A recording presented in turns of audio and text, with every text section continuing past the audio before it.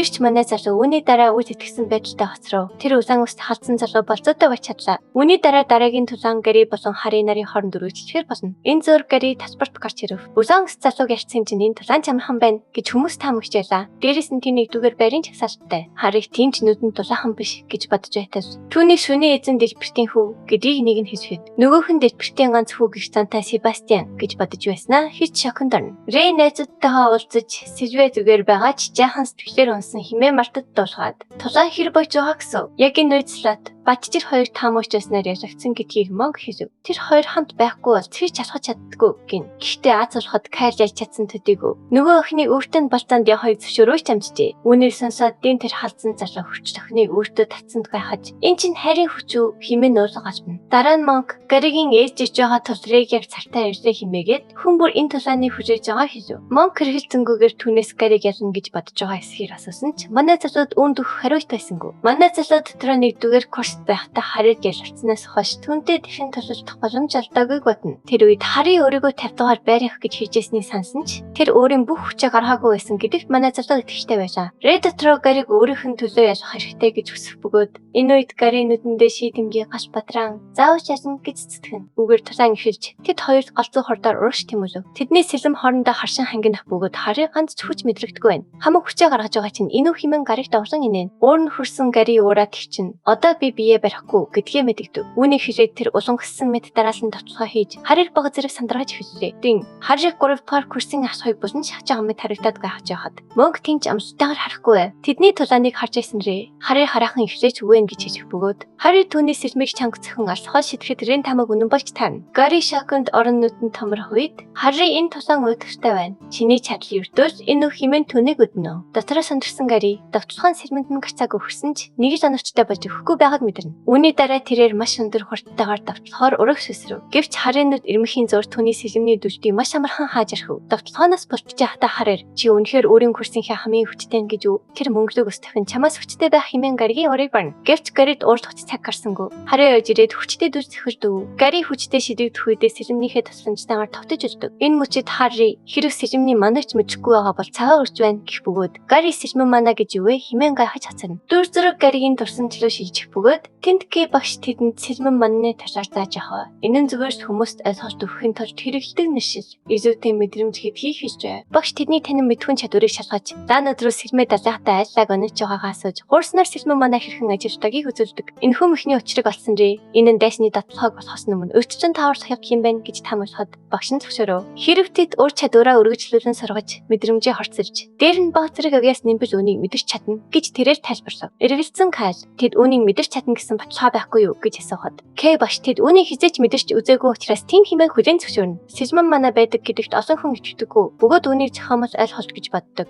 Тухай тэрээр цааш нь хэлв. Хүн бүр сэлмийг өөрөөр хүлээж авдаг нь үнэн бөгөөд тэдний тайлбарт харах замж өөр байдаг тул үүний оршин тогтнолыг баталгаад хэцүү байдаг аж. Энэ зур Кайл үүнийг нэг төрлийн хорс эсэг байна гэдэгт итгэх шиг болов. Ямар нэгэн нийтлэг хүчин зүйл байдаг ах гэж таамаглана. Хүмүүс ихчлэн хизэнээс сэлмэн маныг мэдэрч эхэлдэг вэ гэж Гари Кэгээс асуув. Яг тэр үед Кэ багш хүн бүрт өөр байдаг ч хөвчлэн үхлийн ирмэгтээр ирэх үедээ мэдэрдэг хэмээн хариулжээ. Дурсан жасаас сэргсэн Гари нүүр дүгээ хүчтэй зохиулж амнаас нь цасгаажна. Гари үхлийн цэвт очихын тулд Харигийн цавчдуудыг асаар байгаа нь Кэ багшийн онцлог туршиж байгаа мэт харагдана. Гариг ямар ч хариу цохилтгүйгээр зэрлэгээр зодолж байгааг харсан ахлагч хамфрын санаа зовж энэ бас зэрлэгүүдийн биш рицаруудын тулаан тул байж бишдэж байна гэж үзв. Гэвч нөгөө ахлагч нь авах рицарууд энд байгаа тул түүний эмнэлэгт ямар нэгэн асуудал үүсэхгүй гэж түүнийг тайвшруулна. Нөгөө талд би найзынхаа хайр найргүй зодолж байгааг харин сандаж Хари Гариг бууж өгөхийг хичээж байна гэж бодно. Түүгөө өөртөө итгэжтэй сонсогдохрээ. Тэр хизээч бууж өгөхгүй гэж хэлв. Яг энэ үед бид Гариг ямар нэгэн замж хийсэн зүйл төлөвч байв. Итгэх нэвт шивт харцтай байхыг харна. Тэгэхэлдээ чадж байгааг нь хүлээн зөвшөөрч Хари бууж өгөхгүй юм уу гэж асуухад Гари бууж өгөхөөс татгалзав. Цаг алтгүй Хари бүхний нэмэр дос харт хүнлөсрөв. Түүнийг ойртон ирэх үед Гари байрнаасаа хөдөлгөө нүдэ анаад хамаг анхаарсаа төсрүүлсэн сэлмэн маныг мэдлэхийг хичээнэ. Хүмүүс түүнийг өглөө өрөө дуудаж байна уу хэмээн сандарч түүнийг тэнцэнээс асууглаа гэсэн дүгнэлтэд хүрнэ. Харигийн сэлэм түнд ганцхан инж дутуу ярьдаж, зай багсах тусам юу болохыг хүлээсэн хүмүүсийн харц тэдэн дээр тогтож, нөхцөл байдал түүхийн хорцноос болов. Яг тэр мөчид Гарри хөдөлж, уурлахалтмаар тэрхүү тотлогыг сэгмээрээ хааж чадлаа. Энэ хооронд Кэ багш аюултай ойрхон байлаа хэмээн санаа ашигна. Тэр одоо тулааныг зогсоох шаардлагагүй гэж бодно. Хөдөлгөөнийг мэдэрсэн Гарри одоо товтлогоонуудыг харж илэрхийлж чаддаг болов. Энэ бол сэлмэн манаа гэдгийг ухаарсан залуу цогцлуудаас төвөггүй болтож, хормын дараа Гарри сэгмээ яг Харигийн хүзүүнд тулгаж амжив. Жаахан сандарсан харагдах, Хари чамд дуртай болж эхэлж гин гэж хэлэхэд, Гарри чамайг үзэн ядсан хിവэрэ гэдгээ тодорхой болгох. Яг түүний дараа шүүгчид Гарри Блуд Бладыг яригчаар заарч, найзууд нь баярсан хөрөх бөгөөд Рэдүүгээр маш их бахар хажуугаар хардна. Хариг ясны хатараа Гарри түүнээс өөрийн сэлмэн маныг мэдүүлэхийн тулд зориуд тийч толцсон уу гэж асуув. Юу ч мэдгүй дүр эсгсэн Хари юу яриад байгаа нь мэдгүй байгаа мэт боловч хүчтэй өрсөж хүчтэй толж татвартай. Хүчтэй хүмүүс олон байх тасмаа сайн гэдгийг хүлээн зөвшөөрөв. Гарри түүнийг ямар хачин залуу вэ гэж бодож байтал гинт түүний нүдэнд харах байж тамирын тасран газар тунав. Яг тэр үед Монк ухаангүй хөвтөж буй Гарри руу сандран гүхэд Рэй түүнийг нэг дор хитэх манаа ашиглаж Харигийн тоглохоог мэдрэхийн тулд манаага өргөн хүрээнд цацсан байх тул санаа зовх хэрэггүй гэж тайшруулв. Тэрээр хэрв Гарригийн сүрчин тоглохоо бүжгүйсэн бол ялагдах байсан гэж нэн хэлв. Манай залуу дараа нь тэдэнд санаа зовх зүйл их байгааг сануулад дараагийн унаалтыг харахыг хүсв. Дараагийн тулаан Марта болон Черри нарын хооронд болно. Марта сандрахгүй хичээ. Чадны гэдэгтээ өөртөө идэж хахад харваачахыг хараад гахсан. Черри хэнийг нэг дүү хөвгдөөш хижээ гэж хэлүүлэхгүй тул ном сам зээлэж гэж гойно. Энэ мөчид Монк тэр 3 дугаар курсын ахлах үнэхэр хүчтэй харагдаж байна. Бодгомжтой дахаарай гэж сануулхад Марта санаа зовх хэрэггүй гэж хэлв. Монкийн ингэж байгааг харсан дин агаар тайрын нялон өнөр өнөртж байна. Химэн түүний шоорч ихсэхэд Монк сандарч хин зүв зогт байхгүй гэж өөрийгөө өнгөлнө. Талбарт Черри найтрус түүнийг онцгой нэг ингэж хэлхийг сонссон тухайгаа өрсөж хүчтэй хэлв. Марта Черри цагаан бүстэй атлаа номсом хэрвэж байгааг гайхаж байсан ч мавтуулсандаа хөрөнгөө байв. Харин ч тэр өөрийгөө зүгээрш олон дундаас онцгоор хацуужгүй гэж хариулв. Олон долоон яриа дуусч тулаан ихшгэд Марта байдлыг хурдан шалгахын тулд ихэлж самаа харав. Үүнд огтхонд сандараагүй Черри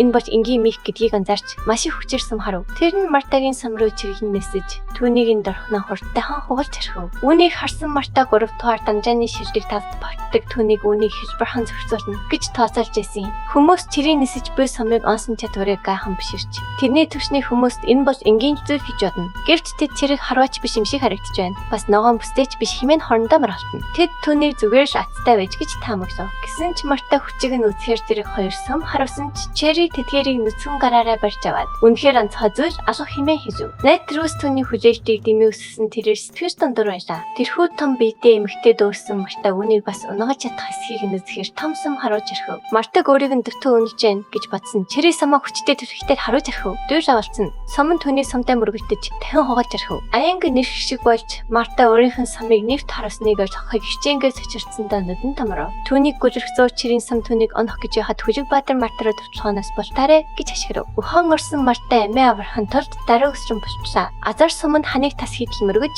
цав солхон үлдэв. Нэг хөрөө дутуу онохоос наагур өнгөрсөн тэрхүү өхлийн аюултай төвчлөхөөс тэрээр азар мөртгснөө ухаарлаа. Энэ хоорондын Черрийн хүчнээс өвчлөө айн сандарч энэ бол сам биш их бүү байна. Хэрвээ энэ зүйл доногдвол шууд л өгөх болно гэж бодно. Сомны галзуу хурднаас болоод түүний траекторыг бараж харж амжаагүйгээ тэрээр анзаарав. Монк сэтгэл зовнораагаас түүний бодлыг асууж, Мастер Хүлэг Баатар энэ самыг хааж чадах болов гэв. Манай залуу үүнд шууд хариулж чадаагүй бөгөөд Марта бууж хэрэгтэй. Тэгэхгүй бол битэх болно гэсэн бодлоо хэлв. Үүнийг сонсоод Монк Ткрам Мартаг эцсийн секунд хүртэл бууж өгөхгүй гэдгийг мэдчих шиг байв. Харин ч эсрэгээрээ Марта толгоогоо сэргээж анхаарсаа төвдрүүлэх хэрэгтэй гэж бодон өөрийгөө зэгсэрхийг хичээнэ. Тэгээд Марта эцсийн төлөвлөгөөгөө хэрэгжүүлнэ. Түүнзүү тасарчгүй сам харуун тарч гүүхэн зэрэгтэй Черригийн өөдөөс нь харуулсан санаудаас болцаар байв. Черри түүнийг шалмгай юм гэж бодох зур Марта түүний яг артаас нь самаа чиглүүлсэн хамгийн төхөөрөмжтэй харагдахгүй бүсийг очарав. Гэвч Черри давталхагаа өрчлөн зурж яг үүнийг л хүлээж байлаа. Химээ намандаа өхинж өмөлцөв. Тэр мөчид тэрээр самаа бэлдэж галасан энэ тоглоомыг энд хүргээ дуусгахаар шийдэв. Бүхнийг эзлэхээр Черри хосгүй хурдтайгаар нисэх эцсийн самаа харуулж архив. Марта энэ цавхилтыг зогсоож чадахгүй мэдсэн Раймонд руу түүнийг засаа химээ хашигхад Монк сандарсаар тайлбарлаагүй оров. Шүүгчд болох Сиркия болон Винфорд нар ч мөн тэдэнд лөө яран гүйцлээ. Сом гэрлийн хурдаар нисэн. Энэ хооронд сандарсандаа хүчиж ирсэн Марта тогтолцоо дэндүү хурдантаас болтож чадахгүйгээ харна. Тэрээр цөхрөлийн ирмэгт ирж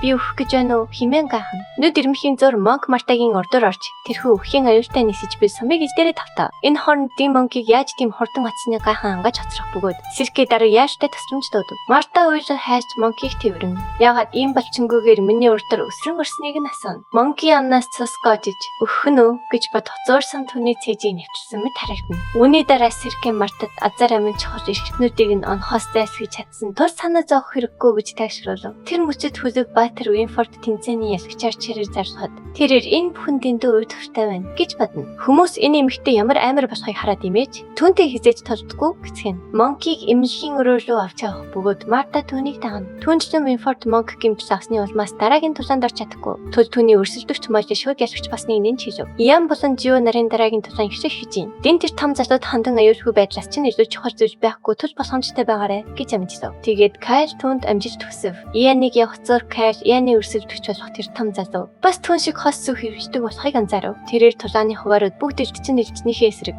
харваачийнхаа эсрэг гişмэд ижил төрлөөрөө таарсан байна хэмээн таамаглав. Тэр үед Wright дүүнийг зөрөөдөө хийсэн гэдгийг хэлв. Дэлхийн тулааны тэмцээнд багийн тулаанууд ордог тул өөр нөхцөл байдлыг шийдвэрлэхийн тулд олон талт баг бүрдүүлэхийг тэд хүсэж байгаа. Тулааны ишрэх гэж яхад дээрээс Ian ярьж чадах болов гэж бодож байгаа гэсэн. Гэвч манай хүү Ian тэднийг агшруулна гэсэн савин төрж байгаа тул тулааныг зүгээр л үсхийг түнд хэлв. Ингээд тулааны ихэлж Ian хасхээрээ ихний давталгаагаа хийхээр урагшхад Jill түүнийг яг өөрийнх нь зайд орж ирлээ гэж бодно. Тэгээд Jill хойлорж үсвдэг хос хүний шуурга ашигласан бөгөөд Ian эцсийн мөчид түүнээс болтож амжив. Арай ч юм ултарсан Ian тэрхүү шуурган дуртах шахсандаа тайвшран амсаавч Jill хурдаас сааруулахыг хүлээ. Түүний хурдаас сааруулангууд Ian боломжийг ашиглан хос сүхээ өрсөлдөгчийнхөө цэжний хоёрог руу гайхалтайгаар хүчтэй цохиж түүнийг алмармар хүчээр шидэж архив. Тэрхүү хүн цохилтыг асан Jill өрсөлдөгчөө бодсноос нь илүү шалмгай байсан ч чивдэж хэрэг Ian дахин шиг хитэн удаа ингээд цэжний хоёр дээр нь мөр үлдэн гэж бодно. Гэвч тэр мөчид Jill зөвхөн мөр төдийгүй. Цэжний хоёрыг гинтэж бүр цавсуусныг хараад үр жижиг сандархав. Үзэгчид тэрхүү улаан өстэйхүү түүний цэжний хоёрыг ганц цэвчтар хэмжсэнд Ian-ы амьсгт хүчийг гайхан биширцгэн. Тэр үед Jill хорон муугаарч умалцаж чантай дахин удаан тоглож чадахгүй. Химэн бүхнийг хортон дуусгаар хэлв. Тэгээд тэр залуу Грегийн усан яг ижил ундаар заргиж алдаа гарах ирэх байхгүй гэдгийг бодлоо. Энэ бол эзний шууд тушаалтал түнд өөр сонголт үлдсэнгүү. Тэдний нүд цочирсандаа томроо. Энэ нь нөгөө хүндээ болохыг анзаарсан гэрээд нэгийг ухааруулж Jill ундааг уусны дараа мангас шиг гинти хүч түгээр гүйчихв. Ангийнхын хүүхэд ундаа ухахыг хараад Jane талгаад сэжиг төрсөн ч Harry тулаанд юу ч ашиглахыг зөвшөөрдөг. Jill-гийн хийсэн зүйлгийнч нэр төрхтэй биш байж болох ч дөрөв зөрчөөгөө химээ яриаг нь таслав. Гэвч Jane дотроо энэ бол аюултай бөгөөд өмнө нь толгоорч байсан зүйлтэй төсөөтэй гэдгийг мэдж ах шиг байлаа. Jill-гийн ямар нэг зүйл түүнийг тайван бос болгоно. Тэр мөчид Jane харцрай болон түүний найзууд дээр төсөж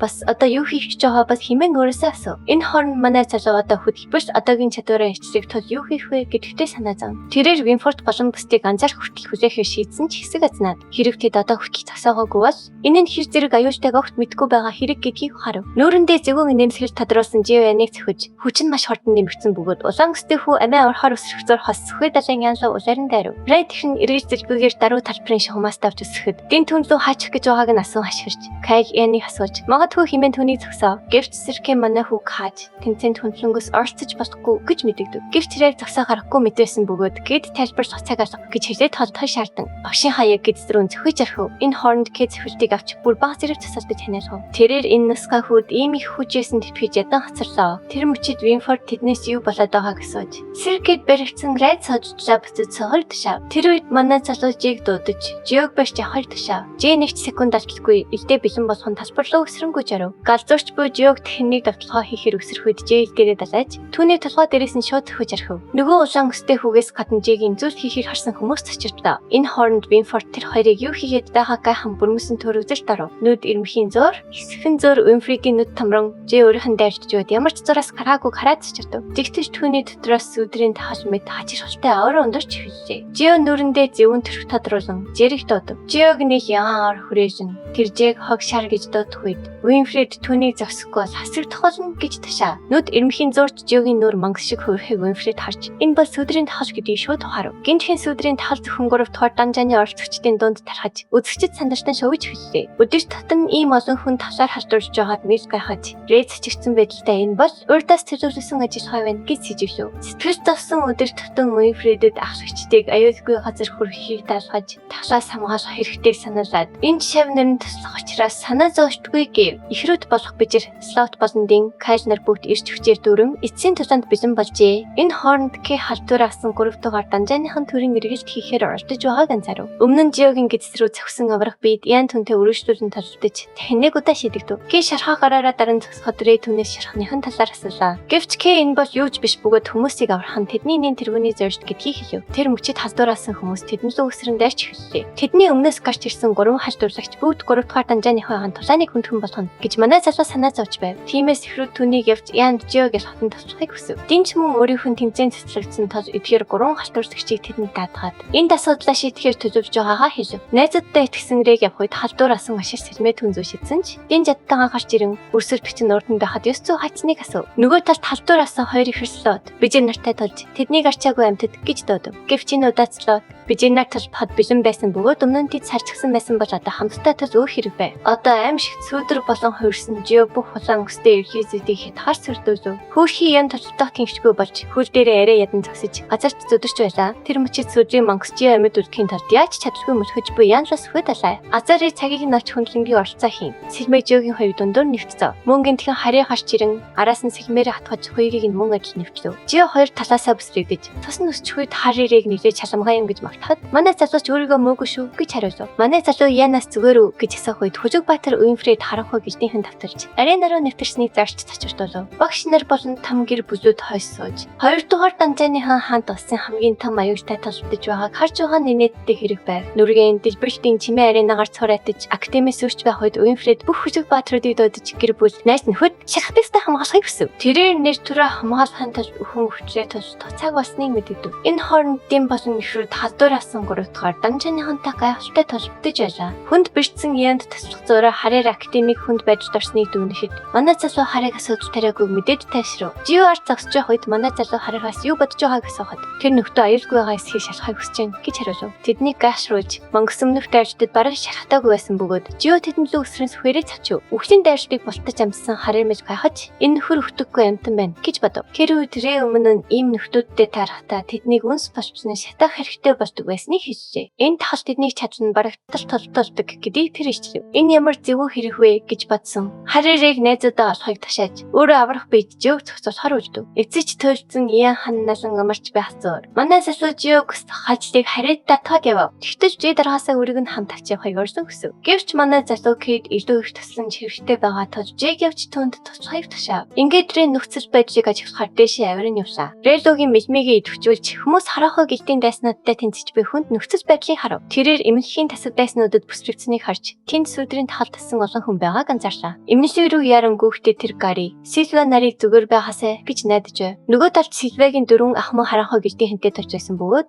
маш тэднийг цэвэр цасны хантай хамтарч ажиллах хүчлээ дашаа орно гэж сансангүй химээ шууд хийв. Харанхуй гэлтийн халдварт зорилготой хурж байвал ямар арга хэрэглэх нь хамаагүй гэж чигүргүйгээр хүлээ. Яг тэр үед маш шахнартай тархийг тушааж усны цавчлалтаар давталхад харанхуй гэлтийн залуу түүнийг зүгээр цаг очиж байна гэв. Ингээд маш магс Сильваг олж энэ хэрэг тотгоолтаагүй эсхийг шалгахыг даалгав. Нөгөө талд Уинфред нөхцөл байдлыг шулуухан хэлж тэргөө хасгчид бүх зүйлийг дуусгав. Үүнээс гадна тэрээр хүссэний дагуу хотыг бүхэлдэн төвшөөрийн байдалд оруулснаа мэдгэв. Ахлагч нэг их санаа зовсон шинжгүй Уинфредийг явахыг шаардав. Гэрч Хүжигбаатар Уинфредэд хэлэхцүүлэх байсан бөгөөд тэр үнийгээ дотроосоо гаргахыг хичээж байх шиг байв. Хүжигбаатар бүгдийг төвчиж чимээгүй байхыг сонгон тэндээс явав. Гари эмээхийн тасавт хөвдөж байх үед өдөртаа чих хоцросон нэг нь эрт тариур барин гарч ирэв. Түүнээс юу хийж байгааг нь асуухад өнөөх залуу энэ нь түүний өвдөлтийг нандаахад таслана гэж хэлв. Түүнийг гартан тарай хийх гэж байтал Сильвэ Мартинаар ирж тэр хүнийг згсаалаа. Марта тэр залуу руу давтлах үед тэр болтон сүүдэрт халдварлагдсан жинхэнэ төрхөө ил харав. Сильвэ дөнгөж сая тарай хийхсэн залуу руу яаран очиж зүгээр үү гэж асуусан ч аль хэдийн хожимдсан тул нэмэргүй байв. Тэр үед олон таны халдварлагчид гарч ирэн тэдний нэг нь тэдэнд өөрсдийнх нь нэг болох уу эсвэл өгөх үү гэсэн сонголт өг. Гэвч Гари 3 дахь сонгож буюу тэдэнтэй тулцахаар шийдэв. Сильвэ эдгээр хүмүүсийг аврах боломжтой хэвээр байгааг хэлж тэднийг хөнөөж болохгүй гэж Гариг цагсаахыг орсдов. Гари тэдний нэгнийх нь нөхөж рүү өшөөсөхөд сүүдрүүд Гариг удирдан. Тэд бол түүний нөхөд тус хөнөөж болохгүй гэж сэтгэл хөдлөлөөр нь тоглоо. Халдвараасан хүмүүсийн нэг нь түүнийг өөрсдөд нь нэгтгэхийг санаж болгов. Хэдэн хормын дараа Марта тэр залууг сумаар харуулж бусад нь нөхөн байж болох ч тэр биш гэдгийг сануулав. Сильвэ Мартаг зөөр халдвараасан хүмүүс хянжтаа алдаж ирснийг тэд анзаарав. Гари одоо тэднийг бэртээ хэсгэд санаа зовох хэрэггүй гэж зөвлөв. Гэвч Сильвэ тэдэнд өвчин аюултай шархачруулахгүйгээр хөдөлгөөнийг нь хязгаарлаж шаардлагатай бол ясыг нь хоослохыг хэллээ. Тэдэнтэй арай ядан тослох зур Гари юу болоод байгааг асуухад Марта ч юм уу мэдэхгүй байв. Үүнээс гадна тэд ухаанаа алдан галзуурч эхэллээ. Сильвахийн нэгэн зориуд ийм өмнө тарьж байна гэж сэжиглээд тэндээс шууд гарах хэрэгтэй гэлээ. Үйл явдал усамж чинжиж эвсэгтэй мөч явж байна. Дараагийн хэсэгт бүх зүйл эргэлт хийн. Дараагийн хэсгийг бусдаас төрүүлж хамгийн ихэнд эзэхийг хүсвэж дэвшсэн дэх төрийн банкны данс руу 5,000 төгрөгийн хандив хийгээрэй. Тэгвэл дараагийн хэсгийг тань. Нэн даруй гаргаж өгье. Таашагдсан бол лайк дарч, сувг сумын заавч бүртгүүлээрэй.